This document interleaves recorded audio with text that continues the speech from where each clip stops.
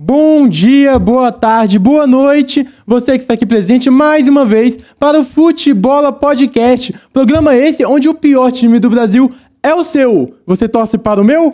Não sei, estou aqui com a camisa do Flamengo de 81. O que teve em 81? Se lembrar bem, teve um tal de Mundial aí. Quando o Flamengo foi campeão mundial, foi com a camisa branca, mas estou aqui com a camisa 1 daquele ano, porque vamos falar muito de Mundial. Na verdade, só vamos falar de Mundial, porque é o que está acontecendo aí no mundo da bola. Um novo torneio, em um novo ambiente, com novas features, né? Com câmeras novas, com toda uma entrada nova, muita coisa para falar desse Super Mundial. Então, já pode se preparar, você que está assistindo, e solta a vinheta. O Mundial começou com quem? O melhor do mundo, o melhor da história. Ah, o Pelé voltou? Não. Lionel Messi, argentino. Cara, o que joga de bola o Messi é brincadeira. Mas antes de começar a partida, vamos falar das coisas novas, né? Porque o Mundial nos Estados Unidos não poderia ser diferente, né? A terra do showman. Eles gostam de um show, gostam de um negócio diferente. Começou pela entrada dos jogadores. Os 22 jogadores são apresentados um por um, entrando ali no gramado. Aí chama o nome. Ah, 1, fulaninho, 2, não sei o quê, 3, não sei o quê. Isso demora um tempo? Demora. Quando você quer ver o jogo logo e começa a encher o saco? Um pouco. Mas tem seu quê de diversão. Temos também a câmera no árbitro, que é um negócio muito legal. Você vê em primeira pessoa o que tá acontecendo. E foi muito bom pra ter uma noção que, cara, realmente o árbitro tem que estar muito preparado fisicamente pra estar tão perto no lance quanto ele tá. Teve um contra-ataque que o cara saiu correndo ali na velocidade. O árbitro foi acompanhando. E a gravação fica boa, tá? Fica boa. Só tem que melhorar essa câmera aí, botar um 4K, porque às vezes parece que tá meio 720p, meio nebulada. E tivemos a estreia do Mundial, como eu já falei, no grupo do Palmeiras, Al Ahly e Inter Miami. Inter Miami, que é, na minha opinião, o pior time do grupo, não tem o que fazer. É um time que sofre bastante, por mais que tenha nomes como Busquets, o Alba, o próprio Messi, o Suárez, mas ele é um time, assim, bizarro. Ele é bem ruim, bem fraco. Defensivamente, uma água. Ofensivamente, tudo depende do Messi, porque não sai mais nada dali. E a partida a gente vê um Suárez, coitado. Você olha pra cara do Suárez, já tá com aquela barba branca, já tá com o joelho todo acabado. É até um pouco triste ver ele jogando, porque você vê que ele tá tentando, tá se arrastando, mas ele não consegue mais fazer a diferença. O Busquets até faz a saída de bola perfeitamente como tem que fazer. Mas assim, a partida aí é Deus e Messi, né? Porque as coisas não saem sem o argentino fazer a magia. O Inter Miami muito mal. Primeiro tempo foi total da Al Ahly. A Al Ahly, que é um time muito grande, é multicampeão no Egito, multicampeão da Champions League da África lá. É bizarro como joga bem e como é dominante o Al Ahly no seu domínio, né? No seu domínio, na sua região. Tem uma torcida muito apaixonada e dá trabalho. Não é uma água de time, não. É um time que joga bem, joga direitinho. E o primeiro tempo só deu Al Ahly. Ali o Inter Miami escapou de sair com uma derrota. Teve pênalti. O goleiro do Inter Miami defendeu. Goleiro esse que, assim como todo time, é argentino.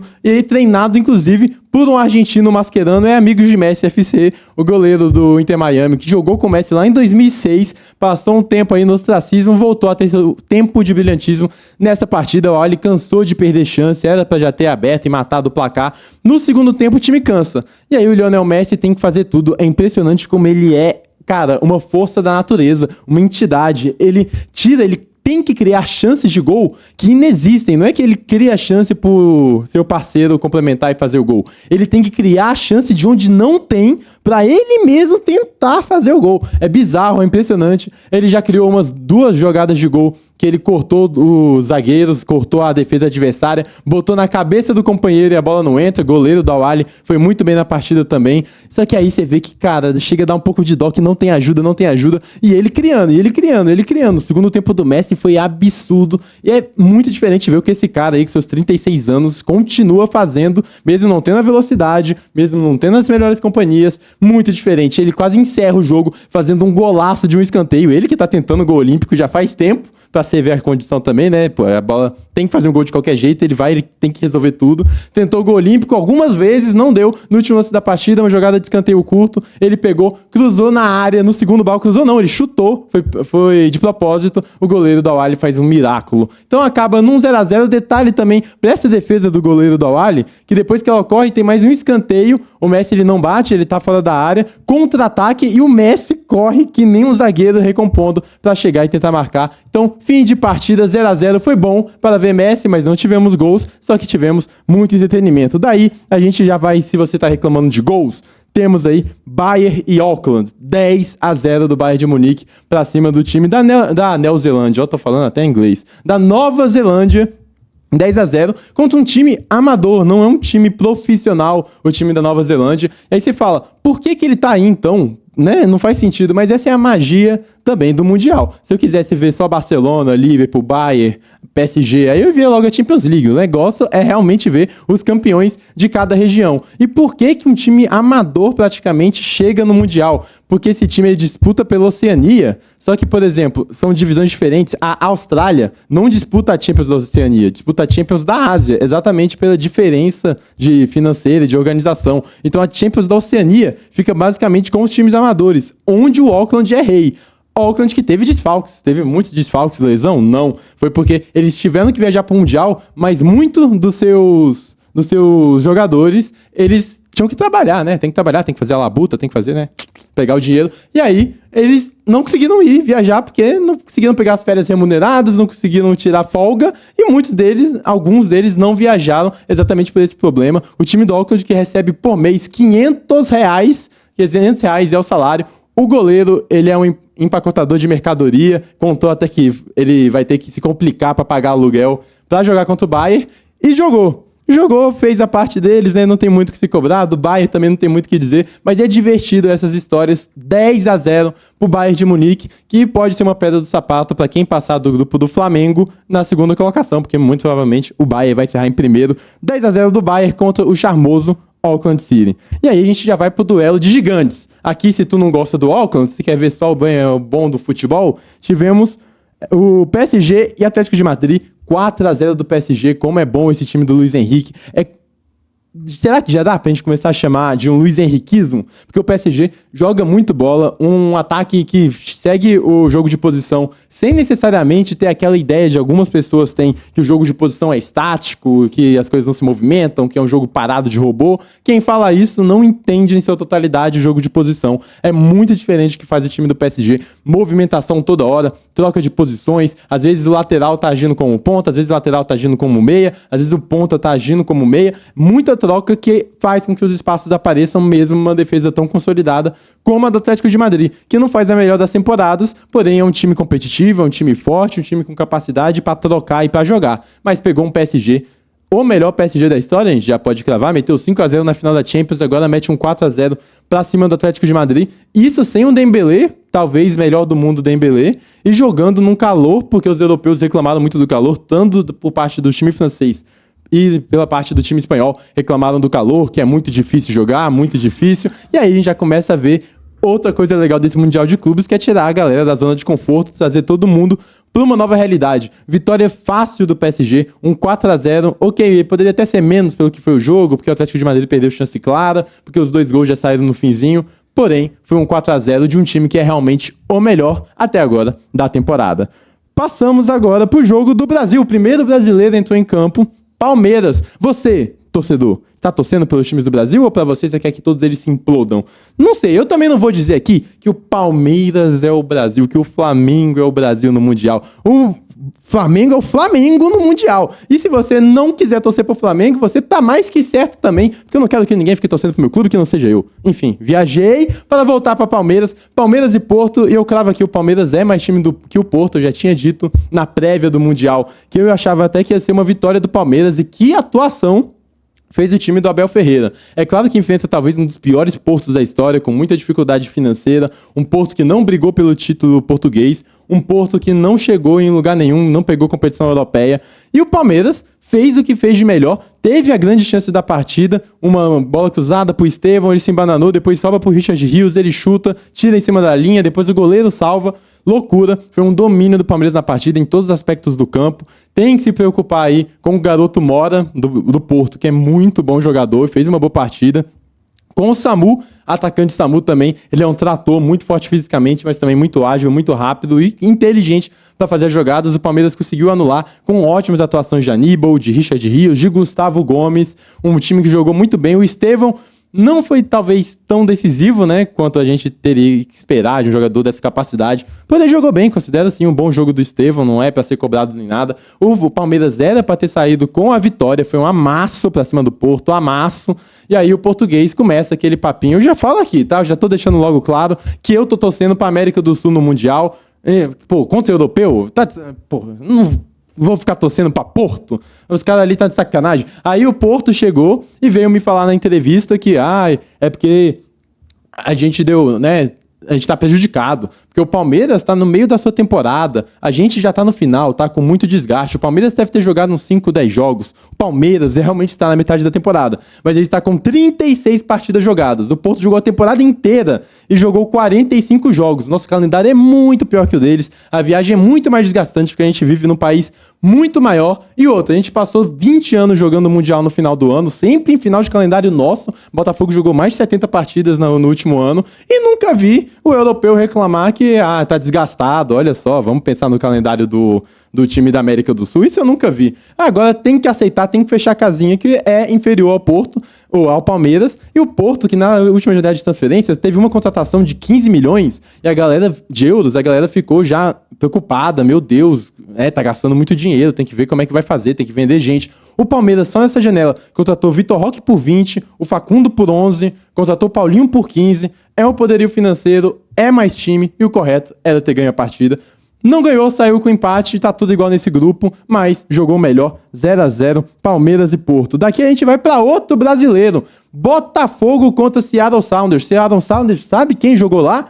Lodeiro, lembra do Lodeiro, torcedor botafoguense? Tem um carinho aí com a torcida alvinegra. Botafogo enfrentou o mais fraco do grupo, até porque o grupo tem Atlético de Madrid e PSG. Pegou, e o que era para ser um amasso pela deficiência, mais pela deficiência do Sounders do que realmente pela grande capacidade do Botafogo, porque eu ainda não acredito tão fielmente nesse trabalho do Paivismo. A gente tem um Botafogo com algumas deficiências, por exemplo, o elenco parece que tem 10 centroavantes e não tem jogadores de lado. E acabou de contratar mais 2, contratou Arthur Cabral, contratou o Correia, e já tinha no elenco, né, Mastriani, o Juan Cruz.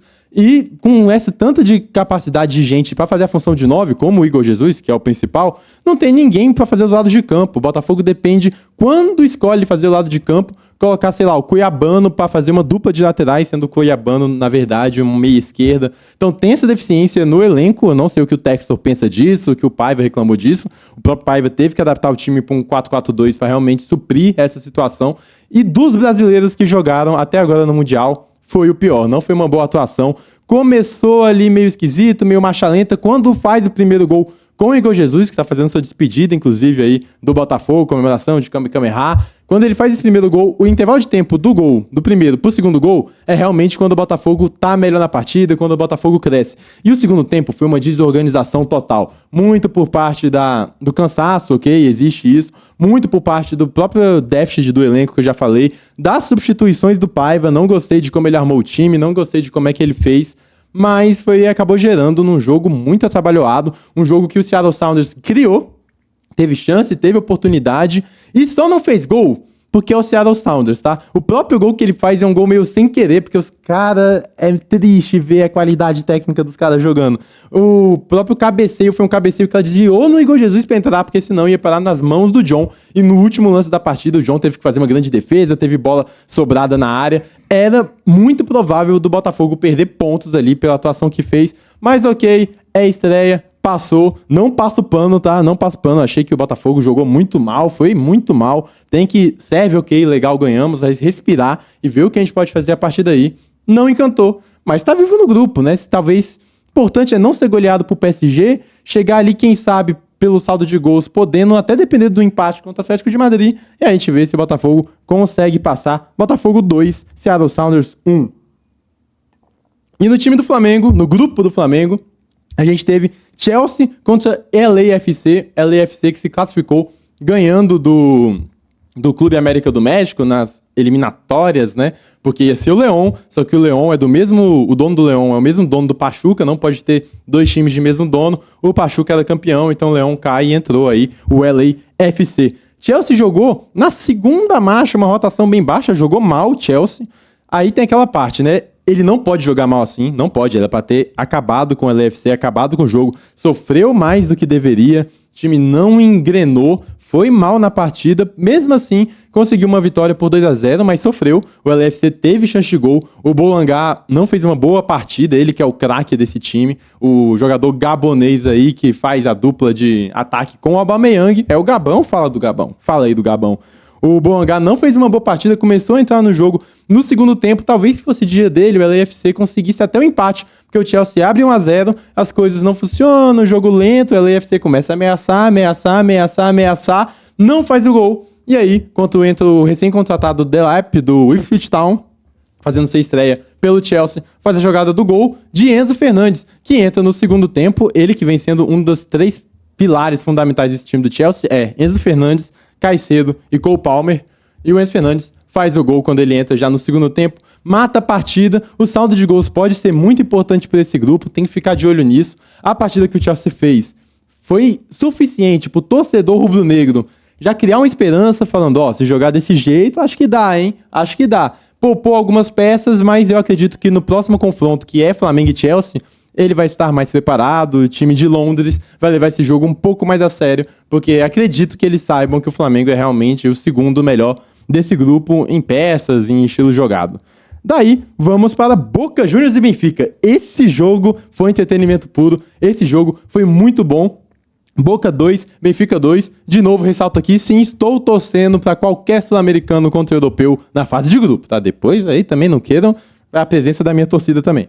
Boca Juniors faz 2-0, abriu, Boca jogou, fez uma partida de Libertadores da América pra cima de um time europeu. Isso foi muito legal ver e é isso que eu acho que é a magia desse Mundial e por que estar tão legal também. A gente vê esses confrontos de cultura de futebol. O Boca faz 2-0, uma baita jogada ali pra sair o primeiro gol, com uma bola entre as pernas, cruzamento pra finalização dentro da área, depois um gol de bola aérea, e aí parecia que o Boca ia tentar acabar com o jogo, parecia que o jogo estivesse acabado, né? Mesmo com 2-0, o Benfica não é uma grande equipe, não é primeira prateleira, mas é bem mais capaz que o Porto, e num pênalti duvidoso, ele diminui ainda na primeira etapa com uma baita batida de pênalti do Di Maria também. E olha só, os 2 gols do Benfica foram feitos por argentinos, você vê, né, os 2 lados da moeda. Segunda etapa, o Boca foi ainda vencendo por 2-1, e aí, jogou Libertadores, e é isso. Jogou Libertadores, fez cera, caiu o goleiro, tempo parado, furou a bola, e aí você via o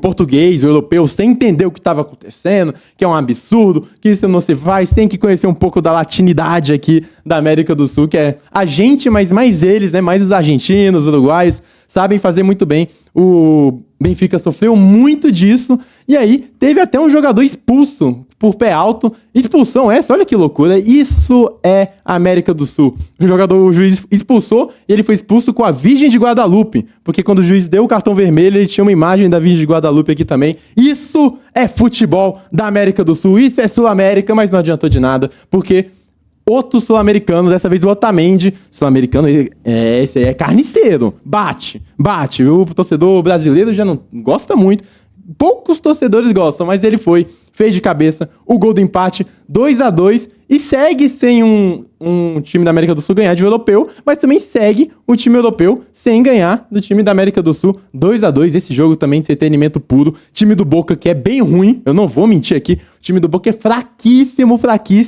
foi levando na base da Libertadores da América, fazendo um primeiro tempo aceitável, conseguindo seus 2 gols, imprensando ali na intensidade, entrou numa rotação realmente acima da do River Plate, do Boca, meu Deus, o Boca entrou numa rotação acima da do Benfica, conseguiu o resultado e dava pra ter segurado, hein, Boca, dava pra ganhar. Mas tá aberto, o Benfica ainda é favorito pra passar, esse é o grupo que tem Bahia e Auckland, vamos ver o que vai dar. E aí, chegamos no Mengo-Tengo. Flamengo 2 contra a Esperance da Tunísia 0. Baita jogo do Flamengo, gostei muito. Não foi um 4-5-0 como talvez alguns imaginavam, mas o Esperance não é o Auckland, tá? Ouviu, né, Luiz? Luiz, você mesmo. Não é o Auckland, é um time que joga bola, um time campeão também de sua região, um time que tem Ian Sassi. Quem é torcedor do Vasco lembra de Ian Sassi? Ele tá lá. Ele que, inclusive, no dia que o torcedor do Vasco ameaçou jogar um chinelo, jogar o tênis, era no Ian Sassi.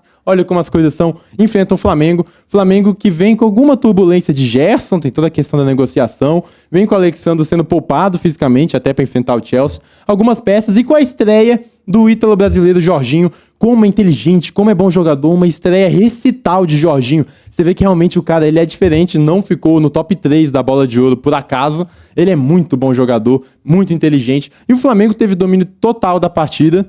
Domínio tanto que impressionou a imprensa da Espanha. Muitos comentários positivos acima do Filipe Luís, como ele faz esse jogo jogar, o Flamengo jogar um futebol europeu, um futebol técnico, mas não é só um futebol europeu não, tá? A imprensa espanhola. É o futebol brasileiro, é o futebol de Flamengo, é o futebol que a gente espera do time com a maior folha salarial da América. Muito bom jogo. O Flamengo acha logo o primeiro gol, que costuma ser um problema sempre, né? De demora para fazer esse primeiro gol, a demora para tirar logo esse peso. Faz 1-0 com a Arrascaeta aos 17 minutos de partida. Arrascaeta é esse que também tá dominando, né? Quando precisa fazer, quando precisa da sua presença, ele que tá com muitos gols. Se não me engano, são 14 gols nessa temporada e 6 assistências em 23 jogos. Esses são os números. Arrascaeta foi lá, botou a bola pra dentro. E aí o Flamengo senti que poderia ter ido mais pra cima, sido mais um pouco mais vertical. Prezou pelo controle, o que não tá errado. Tem que ganhar essa partida, na minha opinião, era a mais importante do grupo. Porque pro Chelsea, vão tropeçar, acontece. Pro Esperance, acredito eu que por ser o pior do grupo, todo mundo vai passar por cima. Então, quem tropeçasse ia se complicar muito. O Flamengo teve até outra chance com o Gerson, cresceu na partida, encerra o primeiro tempo, volta pro segundo, e aí é um Flamengo que baixa um pouco a guarda, demora pra fazer as coisas, é um Flamengo que toma decisões erradas, e essas decisões erradas no meio-campo, na troca de passes, na tentativa de armar jogada, é uma escolha errada que dava o contra-ataque pro Esperance. Esperance esse que usou a estratégia de via que os dois laterais subiam muito, o Varela subia bastante para fazer um apoio pela direita, um apoio com o Gerson. Ele deixou o ponta esquerda parado ali sem voltar. Prejudicava na marcação? Prejudicava, mas o contra-ataque era muito forte e esse foi o maior problema, inclusive gerou uma grande defesa do goleiro Rossi, que teve que salvar. Mas logo depois, o Flamengo lá pelos 75 minutos, se eu não me engano, o Jorginho acha um bolão numa troca de passe, que é um time que toca bola. É impressionante, é muito bonito ver a troca de passe do time do Filipe Luís. Jorginho, com toda essa inteligência de primeira, dá pro Luiz Araújo, que pegou a posição na ponta direita que se iniciou o Gerson, né? O Gerson sai, o Luiz Araújo toma aquela vaga e faz o que sabe fazer de melhor, cortar pra dentro e aquele chute de canhota perigosíssimo que acabou gerando o gol. 2-0 Flamengo, é importante ressaltar também o Pedro, claramente no ritmo abaixo dos companheiros de equipe.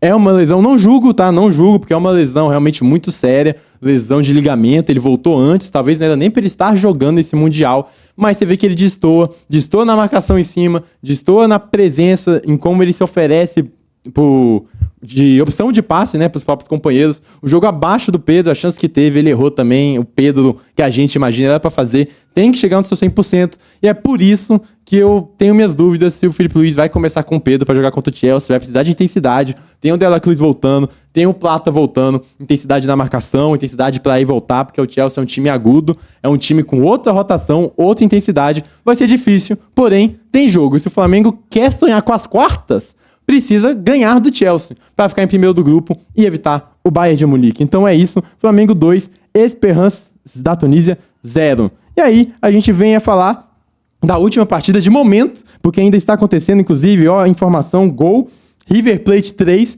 o Urawa Reds 1. Mas vamos falar já disso aqui, porque acabou de acontecer, esse jogo tá rolando. Vamos encerrar com Fluminense e Dortmund. Fluminense que pegou a maior pedreira dos times brasileiros no momento, pegou logo um time europeu, pegou logo o Borussia, e te falar, jogou muito mais bola que o Dortmund, mas muito mais bola. Teve mais finalização, teve mais gol esperado, entrou numa rotação diferente para quem fala da intensidade europeu, e que realmente a intensidade, para quem fala não, a intensidade da Europa é superior à da América do Sul, à da África, da Ásia, de todos. Porém, nesse jogo não foi assim que aconteceu, não. Primeiro, destacar o Arias. Que jogador, cara, que jogador. Cria, rouba, operário, cai para um lado, cai pelo meio, muito bom. Ele botou uma bola pro Everaldo fazer o gol, ficar cara a cara com o goleiro Kobe do Borussia Dortmund. Ele cara a cara com o goleiro, faz Everaldo. Ele cortou pra dentro e acabou dando um passe, e aí a jogada se perdeu. Mas as maiores chances de gol foram do Fluminense. O Fluminense teve controle, não sofreu basicamente em momento nenhum da partida. Fábio foi ali exigido umas 3 vezes, um chute de longe, não teve nenhuma grande bola. Foi um recital de Fluminense. Um Fluminense que a gente não vê jogando toda essa bola no Campeonato Brasileiro. Chegou pro Mundial e mostrou pro Dortmund como é que se faz. E aí, de novo, um time da América do Sul trazendo muito trabalho pro europeu. Uma partida vergonhosa do Dortmund pelas capacidades, pelo dinheiro investido, por tudo que tem. Muito mal. O Dortmund é fato, não fez uma boa temporada, se classificou na Champions após uma arrancada no finzinho. Mas, cara, tem que apresentar algo mais. E o Fluminense poderia facilmente ter saído com a vitória e ter já começado a se encaminhar um grupo, até quem sabe uma classificação na primeira colocação. E digo mais, com esse empate existe o mundo do Botafogo, do Fluminense se classificar, não só se classificar, mas como pegar a primeira colocação, um empate que foi muito bom, mas poderia ser um resultado melhor pelo que jogou o Flusão. Outra coisa que aconteceu nesse jogo foi o nosso amigo Ian Couto, né? Que, pô, o Ian Couto tá de sacanagem. Foi feita uma votação entre alguns repórteres, alguns jornalistas do GE. Quem é melhor, né? Mano a mano. Caiu lá Samuel Xavier e Ian Couto. E aí o Samuel Xavier acabou ganhando. Não seria meu voto, mas faz parte. Aí o Ian Couto foi lá, foi na internet reclamar, eles não veem o futebol europeu. Ian Couto foi banco, como vencendo a temporada inteira do Dortmund, não fazia uma boa temporada, entrou só pra bater no Samuel Xavier, levantou o jogador do Fluminense, recebeu o amarelo, parabéns, Ian Couto. Agora mostrou, tá jogando muito mesmo, tá jogando muito. E uma boa partida do Samuel Xavier, boa partida do Martinelli e do Operário Canóbio, como rouba a bola, como vai pra frente e pra trás, o Fluminense, cara, se mobilizou. E foi melhor no jogo de transição, que é um jogo da Bundesliga, da Liga Alemã, é um jogo de transição. E nisso, o Fluminense dominou, era pra ter saído com a vitória. Palmas para o Fluminense, palmas para o Palmeiras, os dois fizeram uma grande partida contra europeus. Palmas para o Flamengo, que consegue a vitória pra cima do Esperance, jogando muita bola. E o Botafogo, né? Vamos reagir. Vamos ver onde o Botafogo vai levar aí nesse Mundial, se ele consegue um resultado maneirinho contra o PSG ali, o Atlético de Madrid. Vamos ver o que acontece. E sobre esse jogo do River Plate e do Urawa Reds, o que eu ia falar não é nem sobre o jogo, porque eu tô gravando no momento do jogo, então eu realmente vi o primeiro tempo, não vi como tá sendo desenrolar, mas eu quero falar desse cara aqui, ó, esse norueguês safado, vou falar norueguês safado. Roy Braten é o nome dele, ele que é o capitão do time do Urawa Reds. Aí tem toda aquela chamada que eu já falei anteriormente, chama um jogador, chama o outro, eles se enfileiram e apertam mãos. Aí o cara é o capitão, foi puxar a fila e não apertou a mão de nenhum jogador do River Plate e saiu fazendo caras e bocas pra câmera, tipo, não sei o que, Foi um constrangimento tão grande que o time do Urawa Reds ficou em choque e foi cumprimentar o time do River, né? E a galera do River olhando assim, o que esse cara tá fazendo? E aí, ó, parabéns pro norueguês, grande norueguês, que tem a pior nota SofaScore da partida e está perdendo de 3 gols pro River Plate. Nada contra o Urawa Reds, tudo contra esse cara, Roy Braten. Você tem um inimigo e ele se chama Futebola. Inimigos do Roy Braten. Vamos criar essa aí, pegar essa pra gente. 3-1, River Plate, inclusive time do Urawa Reds, que tem Matheus Sávio, quem não lembra dele, menino da base do Flamengo, camisa 10, jogando. E outra coisa que, falando de Flamengo, hoje eu tô meio Flamengo, né? Eu percebi um pouquinho o Flamengo. O Domenech Torrent tá treinando, tá no Mundial, o Domenech, é o treinador do Monterrey. É o Flamengo, é o flacentrismo, né? É o flacentrismo, essa mídia flamenguista que vive aí jogando a Globo, o futebol, todos envolvidos. Contra o Roy Braten, estamos contra ele. E agora é o momento que todos esperavam. Você chegando até aqui, foi pra esse momento. O Estás Louco, o Are You Crazy, o Watashi wa Nasamatasan, o Tá Maluco da semana, um Tá Maluco mundial, um Tá Maluco de várias línguas, pra falar do que é o maior Tá Maluco dessa competição mundial, que eu já elogiei aqui muito. Estou vendo todos os jogos, tá uma maravilha ver esse combate de cultura de futebol, as histórias surgindo, jogo toda hora, jogos interessantes toda hora. Por mais que a diferença seja muito grande, quando chega em campo, você vê que o futebol acaba sendo futebol. Tem 2 equipes, tem competição, querem ganhar. O Tá Maluco vai pra tudo isso estar sendo feito no pior palco possível, que é os Estados Unidos da América. Tem estádios vazios, a torcida não tá indo. Eles estão entregando praticamente de graça os ingressos para tentar lotar o estádio. A gente tem estádios vazios todos os jogos, independente. Por mais que a torcida do Flamengo tenha feito a sua viagem, tenha feito a sua festa. A torcida do Boca lotou, fez grande movimentação, foi pras praias. Você vê que realmente, do próprio Esperance, você vê que as torcidas estão indo. Mas o público local não tá ligando, porque os Estados Unidos não tem uma cultura de futebol. Mas é aquele negócio, né? Escolhem lá por quê, né? A gente sabe por quê. Vai ser de a Copa, é por isso. Mas por que vai ser de a Copa, né? A gente já sabe. E aí, sem contar todos os problemas políticos que estão acontecendo, a questão relacionada à migração, os caras não gostam de imigrante, não gosta de não sei o quê, tá batendo em cima, mas na hora de tentar sediar a Copa do Mundo de Clubes, quer aceitar, né? Fora que estádios vazios, sem comoção, isso é realmente a parte mais triste desse Mundial, que se tivesse acontecendo em qualquer outro lugar do mundo, e olha que o mundo ama futebol, tá? O futebol é do mundo. Qualquer outro lugar que tivesse um mínimo de paixão, a gente estaria vendo mais fervência, mais emoção e muito mais o verdadeiro futebol, que é a cultura do jogo. Então, é isso. Esse foi o episódio do Futebola. Fala aqui pra mim, escreve pra mim. Tem como o Flamengo ganhar do Chelsea? O Arrascaeta é melhor que o Palmer? O Botafogo vai ganhar do Atlético de Madrid? O Fluminense vai chegar pro Dortmund e mostrar quem manda? O próprio Palmeiras vai se classificar em primeiro e pegar um possível Botafogo e quem sabe pras quartas de final? O Palmeiras, o Giai, vai ensinar pro Messi qual que é o verdadeiro futebol argentino? Coloca aqui o que você acha que vai acontecer nos próximos jogos, nas próximas coisas que vão acontecer, palpites e também o que te deixou maluco. E se você tá gostando desse Mundial, né? Porque pode ser uma experiência pessoal minha estar gostando tanto dessa competição. Ver o que você achou desses confrontos futebolísticos que a gente fazia muito jogando Bomba Pet, Winning Eleven, e agora a gente tá podendo ver ao vivo e a cores. É isso. Tudo contra a FIFA, tudo a favor do futebol, tudo a favor da América do Sul e tudo contra Roy Brighton, norueguês que perdeu 3-1, 88 minutos, pior nota do jogo, 5.6. Palmas para o Roy Brighton. Palmas para o Roy Brighton. Vamos ver se na próxima ele vai ter a força de vontade, a humildade de começar a cumprimentar. Pelo amor de Deus, o cara é norueguês, não sabe. Não, cansei também. Cansei. Fecha. Todos contra o Roy Brighton. Fecha.